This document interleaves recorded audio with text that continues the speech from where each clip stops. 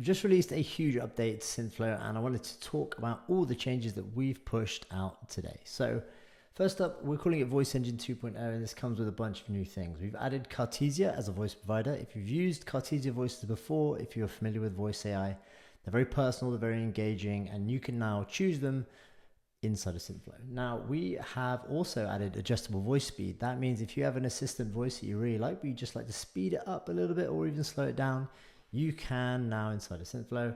Also, warm call transfers. This was a big request from the community. You can seamlessly transfer the calls to human agents without dropping the ball, and this makes customer life, or user life, much easier. Next, we have realistic background noises. Now, you can add a background noise of an office or a cafe currently. So if your user is having a conversation with your agent, it's not just dead silent. It sounds like they're in an office or it sounds like they're in a cafe. This is a big quality of life change. Now we've added some custom endpoints to the app. We have the ability for you to create actions and custom actions via API. So if you are somebody who's fairly technical and spinning up assistants using the API, you can now add and create custom actions there too. Next, we have our official cow.com integration is live in the marketplace. This means that real-time bookings using your assistants inside of Synthflow is dead simple as it's always been, but now we have more exposure. So if you want to see the official app inside of the cow.com app store, you can now. Next, we have back channeling. Now, back channeling is a big one for having natural conversations. Some people, I'd say pretty 99% of people use ums and ahs and okays in conversation, and this kind of fills the gap. It makes conversations feel natural, and now you can have these with your assistants inside of Synthflow. Now let's talk about rate limiting and queuing. This is improved scalability and reliability. We've implemented a new rate limiting feature, queuing features. These updates ensure smoother operation during peak usage periods, helping you maintain consistent high quality experience. The concurrency limits by tier as follows. So for starter and pro, you get 10 concurrent calls. Growth, you get 20. Agency, 50. Enterprise, 100 plus concurrent calls. Now, please note, non-enterprise tiers exceeding the limit will result in a 429 HTTP error, and excess calls will not be processed. So careful with your old rate limits.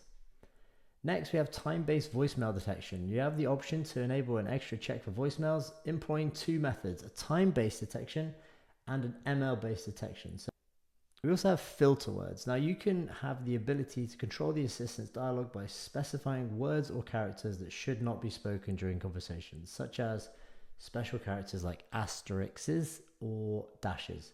This feature helps ensure all communications meet your brand and regulatory standards. So if there's stuff in your prompt that you don't want the assistant to say, characters, etc., just put it in there and your assistant won't say them. Makes sense. Bring your own API key. You can now bring your own OpenAI API key into Synthflow, which gives you better customization and flexibility to manage costs and control usage across your specific needs. New methods added to custom actions. You can now use patch and put. If you're using custom actions and working with APIs, now this is a big one for you. You can now patch and put. We added some new tutorials to our academy, including this branching outcomes in HubSpot. We can now bring our assistants inside of HubSpot, and we teach you in this tutorial how you can set the branches. So does a call succeed? Does it fail? And then what to do after that call does exactly that. Do we call them back? Do we send them an email, etc.? So if you want to use HubSpot in combination with your Synthflow assistants, you can do that now, and you can learn how to do that through this video. We've got a couple of new agency features too. So we can now import custom actions to sub-accounts. Agencies can import their custom actions to the sub-accounts. Highly requested feature allows for easier management and deployments of custom functionalities across all your client accounts. So if you create a custom action and you have maybe a repeatable one that you want to import across several sub-accounts, you can. You don't have to keep recreating it. We have the ability to enable your HubSpot integration for sub-accounts. So if you're building for clients that used HubSpot, you can now integrate it directly. We're also working on a version 2 of our HubSpot app, so keep an eye out for that. It's coming soon. Finally, we've been featured by 11 Labs in their blog and our academy with our first 2 courses now recording this video. Basics and intermediate course is now live. So if you want to learn how to use Synthflow, hop into the academy and start taking the courses. We've had over 700 people or 700 individual lessons be completed inside of Synthflow. And also we have upcoming webinars each and every other week. So jump in there, get registered for them and start getting better at building your assistants.